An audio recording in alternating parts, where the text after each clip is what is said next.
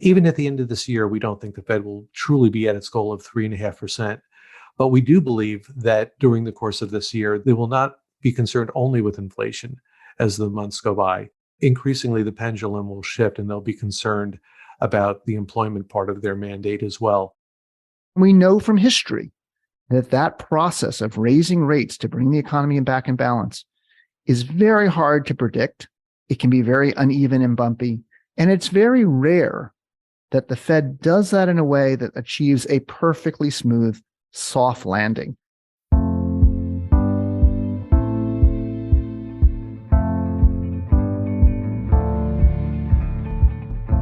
Welcome to Living Beyond Borders, a podcast from Citi Global Wealth Investments and GZERO Media. On this program, we examine global risks and opportunities from the angles of both politics and economics. I'm Shari Friedman, Managing Director of Climate and Sustainability at Eurasia Group. Today, we're looking at a topic we've tackled frequently over the past 3 years on this podcast. If the economy is so good, why do things seem so bad? Consumer spending is up, hitting a 2-year high earlier this year. The job market continues to surge, and unemployment's at its lowest that it's been in 50 years.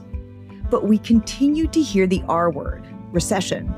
So why is this? And what is the connection between jobs, interest rates, and inflation, creating the swirl of uncertainty as we head deeper into 2023? Today, we have the perfect duo to answer this question. I'm joined by Charlie Reinhard, Head of Investment Strategy for North America at Citi Global Wealth Investments. Welcome. Thank you for having me. And Rob Kahn, Managing Director of Global Macro Geoeconomics at Eurasia Group. Hey, Rob. Hey, Shari. Let's start by asking the big picture question. Is the U.S. economy good or bad, or both? Charlie, what do you think? If we think of the economy as being one part real growth and one part inflation, we actually have different answers. In the case of the real economy itself, we're starting the year out in a position where things are good, but we think that they are going to become bad during the course of time. Leading indicators have turned down negative. The Fed is still raising interest rates. Because interest rates are higher, we see a softening in interest rate sensitive areas of the economy like housing. And when we're done constructing homes that were decided back when interest rates were lower, does the order book exist to continue building those homes? And if we're not building homes, we're not ordering the appliances, the heating systems, the cooling systems. And if we're not ordering them, we're not shipping them. If we're not shipping them, we're not insuring them. There's a ripple effect when it comes to housing.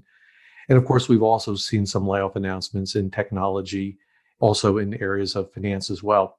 So for a variety of reasons, we think that the economy is going to slow. It's starting the year off strong, but we think that we're going to slip into a mild recession. In the case of inflation, we're starting off from a bad position, which we think is going to get better during the course of the year. Inflation has already come down. It peaked at 9.1% in June of last year, and we think it'll be at 3.5% by the end of this year. We recently heard from S&P 500 companies in their fourth quarter reporting season. Profits are slightly negative compared to a year ago. And not only are they negative, but 7 of the 11 major sectors are in profit recessions versus 4 sectors just 3 months ago. So it's spreading. This means that CEOs and CFOs are going to be looking to contain their costs. And of course, for many, labor is the big expense. We've seen rents tapering off.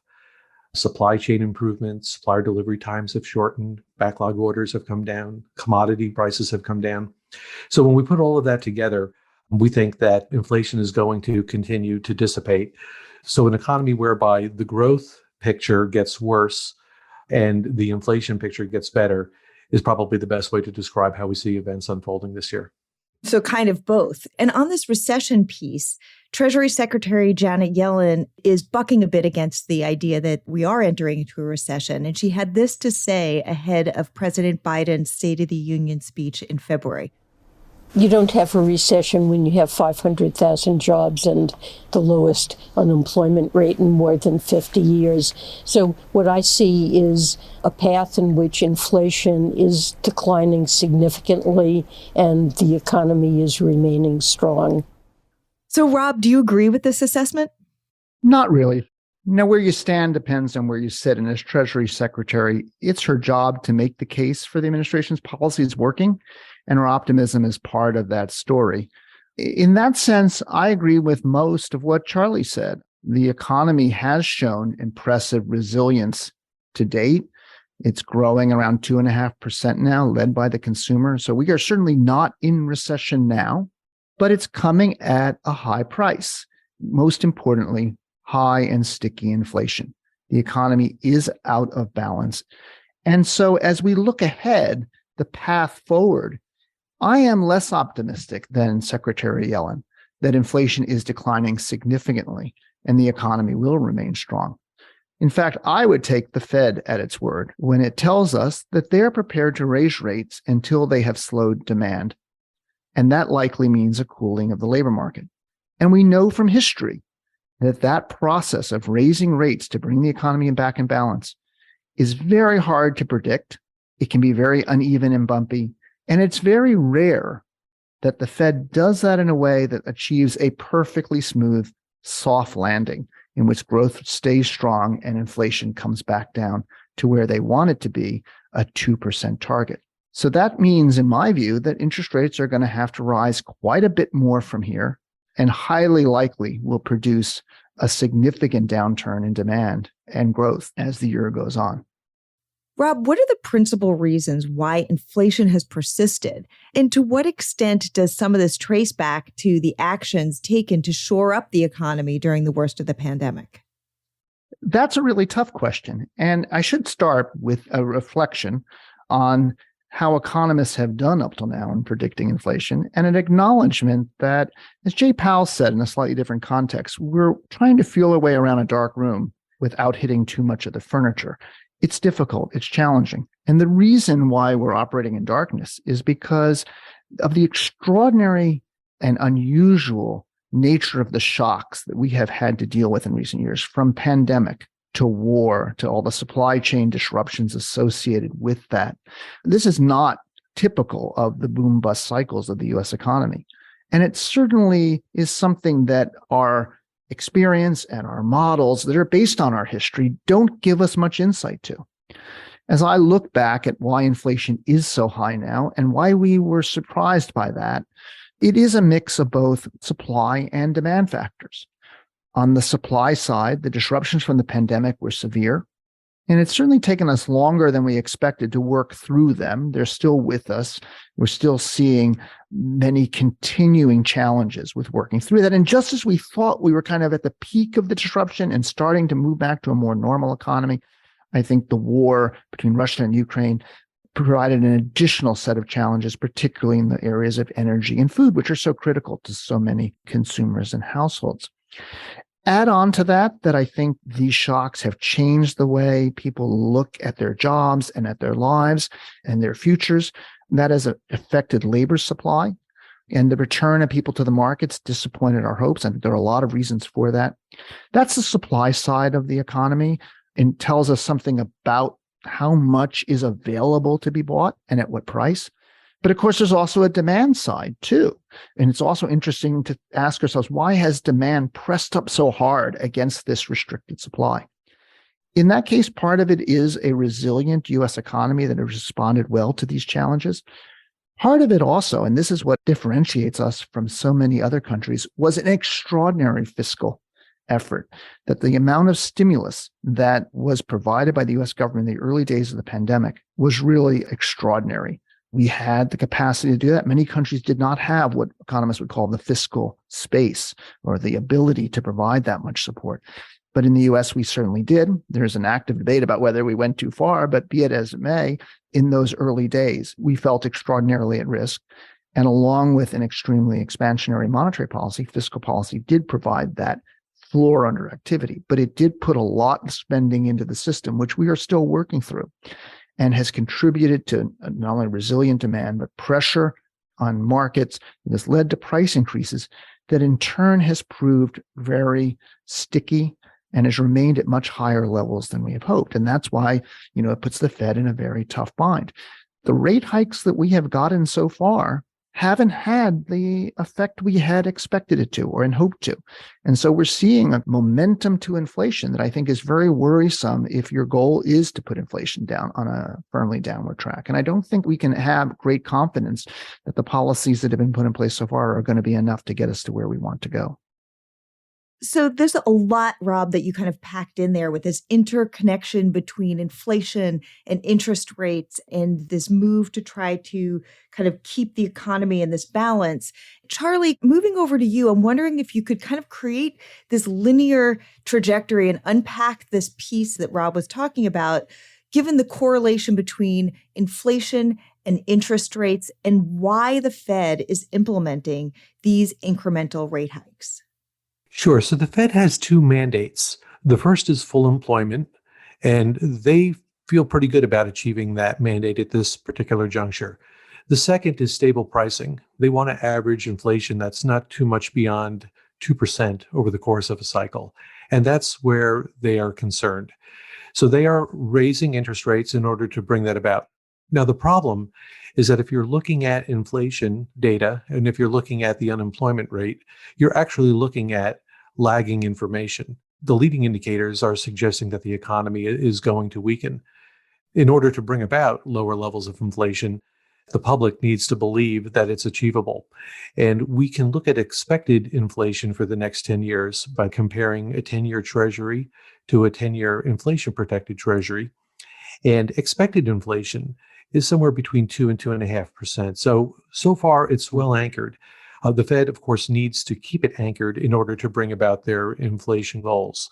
Of course, when you're looking at trailing information or lagging information, you run the risk of making a mistake, as you would if you were only looking at your rearview mirror and not looking at what lies directly in front of you. And so we think that they are likely to go too far, to make a mistake. And of course, a reduction in demand is the arch enemy of inflation. So if we were to see the unemployment rate move higher during the course of the year, and we think that we will, that should also help bring about lower inflation. But, Rob made a really good point earlier about the stickiness of the inflation that we are seeing. And even at the end of this year, we don't think the Fed will truly be at its goal of 3.5%. But we do believe that during the course of this year, the balance of their concerns because of that dual mandate will change. They will not be concerned only with inflation as the months go by. Increasingly, the pendulum will shift and they'll be concerned about the employment part of their mandate as well. And so once we have some negative job growth, we think that the Fed will pause. They'll probably pause for a few meetings and then eventually they'll lower rates by the end of the year. Just in terms of interest rates, I think it's important to note that historically, the interest rates are still pretty low. I mean, I remember when I was taking out student loans, they were quite a bit higher than they are right now. So is this a case of us getting spoiled by low and maybe unrealistic rates in recent decades? Back in August of 2020, I think we made a generational low in interest rates with a 10-year treasury yield of just 0.5%. We think that interest rates, the 10-year treasury is likely to be lower at the end of the year than it is today. But generally speaking, when we think about where interest rates averaged in the period following the financial crisis, up until recently, we're likely to experience higher rates on average in the future than during that time period. Inflation is likely to run a little bit higher. As a result of that, interest rates should be higher as well. As Charlie was saying earlier, people's expectations about inflation do seem anchored so far, although that's not something I feel we can count on persisting forever. And I think that's because the last 30 years or so, we have lived in a period of very low inflation. I think there's a lot of reasons for that. Demographics, the influx of a lot of workers from the emerging world into the global marketplace, which put downward pressure on interest rates and on price pressures. Some people have referred to this as secular stagnation or other ways of capturing it, but fundamentally, these are broad, long-term drivers that contributed to a period of low inflation. But there are arguments that some of that may be in the process of reversal. And I think to some extent, how much you worry about those reversals depends not only on how you see the world evolving, but what you've experienced. And I am struck that I grew up at a time of high inflation and volatile expectations prior to the Great Moderation. And when I talk to colleagues who are much younger than I am, they don't have that same experience. And I think that probably contributes to a little more concern on my part that we could be shifting in coming years to a higher rate environment with greater and higher inflationary expectations. And so that idea of being spoiled, what that's capturing, it partly relies on your view on the fundamentals, right? Is the world changing in some material ways that maybe we're a little less globalized, a little less reliant on cheap global labor in a way that may contribute to higher base inflation? That's part of the debate, but also simply what we're used to, which feeds into our expectations and then in turn can feed into these inflation dynamics. So people may have gotten spoiled, but the interest rates nonetheless are likely to rise. Rob, the former Treasury Secretary and economist Larry Summers took a lot of heat for his assertion that higher unemployment is needed to beat inflation and to stave off recession. Is there any truth to this idea? And kind of going back to this interconnectivity, what's the connection now between wages and employment and inflation?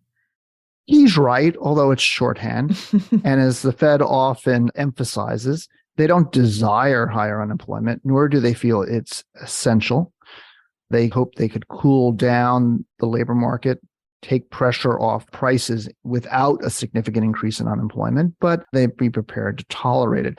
I think what Larry's getting at is simply that this high inflation has to be addressed through some reduction in demand. The Fed's tools, primary tools, which are higher cost of money, will work eventually through reducing demand. And that will reduce, in addition to demand for products, the demand for labor. And that means, of course, in the first instance, the number of vacancies go down. Firms will be a little more cautious in advertising for new employees or to hire new employees. And that should lead to some increase in unemployment. As I say, is the natural price of getting back to balance. Obviously, that causes distress, and particularly for sectors of the economy that are in lower skilled professions, are more vulnerable to cyclical downturns and the like. Those people, many of them had seen a lot of gains in years prior to the pandemic. We saw real wages of a lot of low-income groups rise significantly. It would be a shame to lose that. But you can't get yourself into a policy position where you kind of say that any increase in unemployment is bad simply because policy should never allow that to happen. That's the situation if you get into that where you're chasing higher and higher levels of inflation in an effort to keep unemployment low.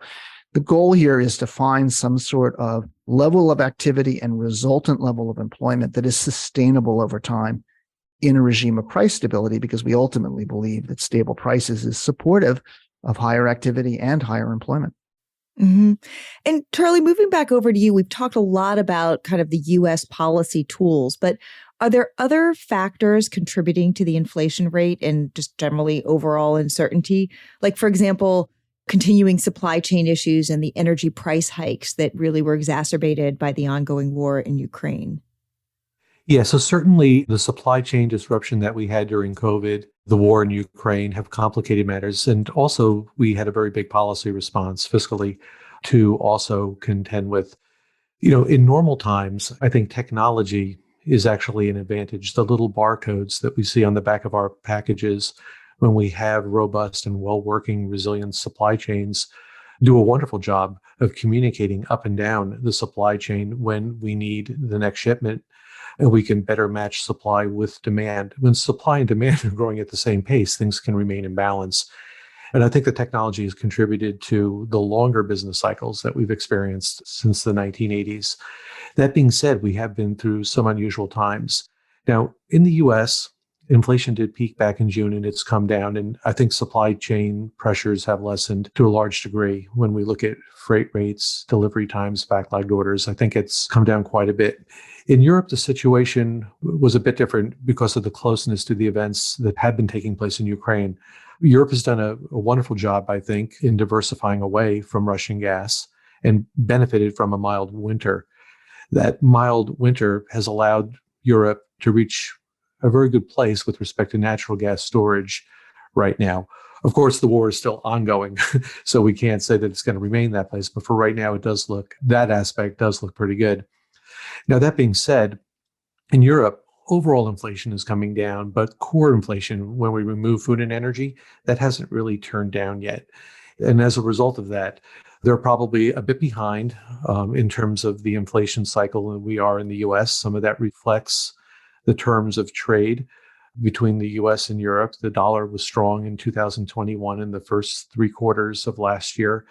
Ultimately, that'll turn itself around. But it's not just the Fed, but the European Central Bank President, Christine Lagarde, that has taken a very hawkish stance lately as well to try to bring about better levels of inflation in Europe. We actually think inflation in Europe will also be around 3.5% at the end of the year, like in the United States. But it's going to take some policy tightening in order to bring that about. So, Rob, Charlie had just noted several geopolitical factors that are having an impact on the global economy. And I wanted to turn over to China. As it lifts its zero COVID policy and starts to reboot its own economy, is this going to have a global impact? And specifically toward the US, is it going to have a mitigating factor in a pending recession? Well, geopolitics, it's hard to imagine a time when it played a bigger role in the performance of the global economy than now. So many of these factors you can mention, most notably the war, but also factors like rising US-China tensions and the like, are potential negatives to global growth. Probably the one possible upside risk here comes from China's recovery. From my perspective, the decision last year to rapidly exit its zero COVID policy and accept the high health costs of doing so was really shocking. And it reflects, I suppose, the president's own desire to change the narrative politically and economically in China. But for whatever reasons, the path by which China rebounds and returns to growth is a major factor for the global economy and for the U.S. economy as well. I think China matters more for the U.S. now than certainly a decade ago, but probably more than at any other time for the U.S. economy because of the way in which we are integrated in trade and in finance. Now, that said, while a China recovery does provide an upside to global growth, we expect China to grow about 5% this year. It will not be smooth, and I suspect will not pack the punch that past Chinese booms have. Let me explain why that is. It does seem that this recovery is going to be more focused on the Chinese household and the Chinese consumer than past recoveries, which were very much driven by infrastructure and housing, and as a result, put significant upward support for and pressure on commodity prices, key resources that are such an important part of global trade and finance. I think this may be a recovery that is more homegrown and home-focused and doesn't drive Chinese imports of critical goods in the same way. Also, we could see some surges of new variants as the year goes along. I think also Chinese monetary and fiscal policy will be a little more cautious than it has in past cycles because of some of the legacy they're dealing with in terms of COVID and in terms of strains on their economy that are persisting from their past real estate challenges in particular. All of this suggests to me that stimulus will be tempered and also that the growth may be more gradual and more stop-start than maybe some of the storytelling suggests. So I do think that it's still going to be a positive factor for growth. It probably is the biggest upside risk to a story of moderating and soft global growth this year, but it's certainly a lot of uncertainty about how that plays out. And then the idea of the variants also kind of throw a wrench into the possibility of growth and globally as well. Bringing it back over to U.S. tools, I want to touch on this congressional battle over the U.S. debt ceiling that we'll probably see coming up this summer. Rob, can you explain how that is going to affect all these different pieces that we've been talking about today? Well, let me start with the good news here on this one, because so much of what we're talking about here is how things can go wrong and what the risks are. I am highly confident that the U.S. government will not miss a payment on its treasury bonds and bills. It will find a resolution to this debt limit battle in time. But I do worry that this could be messier and more down to the wire than we've ever witnessed before. Now, I know many of you will at this point say, well, haven't we been through this before? It seems like every other year we have a debt limit showdown. We talk about the risks, and in the end, they get to a deal and they move on. And indeed, there's a tremendous political incentive to do it. But I would highlight a few things.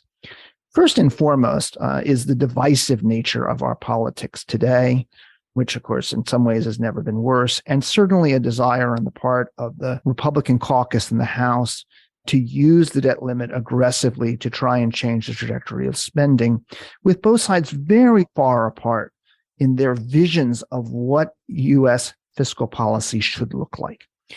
And it just seems very hard to trace out a path by which those two sides get to a solution other than the fear of a default. Furthermore, there is a perception, and it's not without some merit, that we are better prepared now to navigate a close call on the debt limit than before, both because the Fed is prepared to manage any dislocations to money markets, and also because arguably the U.S. government understands better than maybe in the past how it might be able to prioritize payments if it has to and pay some suppliers late, delay some bills while at the same time paying on the Treasury. Now, that idea that you can prioritize payments is a double-edged sword because on the one hand, to the extent it is true, it does provide some additional time for negotiation. On the other hand, of course, the perception that these deadlines aren't real and that you can navigate around it by just simply paying some bills and not others is not only, can become an excuse for non-action, it also could be very destructive to our credit rating. Indeed, at least one of the major credit rating agencies has already said that even if you're paying on the treasuries, if you're defaulting on other obligations, it does undermine your creditworthiness. I think ultimately we will get a deal. It will probably maintain spending around current levels. There may be some promises of future cuts. We've in the past had certain kinds of rules for constraining spending. They haven't proved very effective, but we could use that again. And there may also be agreements on other non-fiscal issues that each side care about, like immigration or some public programs like Medicare or food stamps and the like that could contribute to a deal. So I think that ultimately I could see a deal taking shape, but it may well not happen until September or October in line with the budget. It may ultimately mean that we actually need some period of market turbulence, some period of actual kind of anxiety about getting this done to actually bring both sides to yes. Right. A little bit of heat. It sounds like it's going to be a very exciting summer here in the United States. So, Charlie, we've been talking a lot in this broad economics speak, and people are probably wondering, how does this translate down to my own investments? How do I proceed in this environment? And what would you tell them? Well, each person is different. That being said, we think that we're in the late part of an economic cycle. So we're proceeding in a manner where we're a little on the cautious side. But we think that events are going to change during the course of the year, that opportunities for being less cautious will open up during the course of the year. One thing I should mention, though, is that if we were to summarize all of the economic research and financial research that has ever been done on investing, it would really come down to having a diversified portfolio with a pro-equity bias, not meaning having equities all the time being 100% of your portfolio, but rather investing with an eye towards the notion that the economy is going to grow 8 or 9 years out of 10. And when the economy grows, profits grow. And when profits grow, that takes securities along with them. Yeah. So, I mean, what you're saying is this idea of it's cyclical and here's where we are in the cycle. And so you just have to understand that it's never in one direction. It's up and down and here's where we are. So we've been dancing around and kind of connecting this issue of whether we're going to have a recession or not. And just to kind of have a final conclusion and to put this into black and white, are we heading into a recession? In a word, yes. I expect a recession kicks in later this year or early 2024. I'd put around a 75% probability on that. As Fed interest rate hikes do slow the economy, as sentiment shifts, financial conditions tighten, and as that spreads through the economy, we will see a slowdown that will ultimately take us into recession. I don't think it needs to be as deep as 2008 or 2020, but it could take a while for the recovery, given that monetary and fiscal policy will be kind of on hold for now and won't provide support for the early stage of recovery. And Charlie, what do you think? We think that we're going to enter a recession. It'll be somewhat mild by historical standards. And it won't necessarily be very long by historical standards, and we're looking for a recovery next year. And in terms of profits, we would expect S&P 500 profits to contract by about 10% this year and then begin to rebound next year. Charlie Reinhard, Head of Investment Strategy for North America at Citi Global Wealth Investments, and Rob Kahn, Managing Director of Global Macro Geoeconomics at Eurasia Group. Thanks to you both. Thank you. Thank you, Shari. And that's it for this episode of Living Beyond Borders. Also this season, we'll discuss a wide range of topics like the economic benefits of more women in the workforce, the current state of the U.S.-China relationship, and energy transitions at this critical moment for climate policy. Listen to all of this season's episodes by heading to gzeromedia.com and click on the Living Beyond Borders tab. Or you can find episodes in the GZERO World podcast feed wherever you get your podcasts. For GZERO, I'm Shari Friedman. Thanks for listening.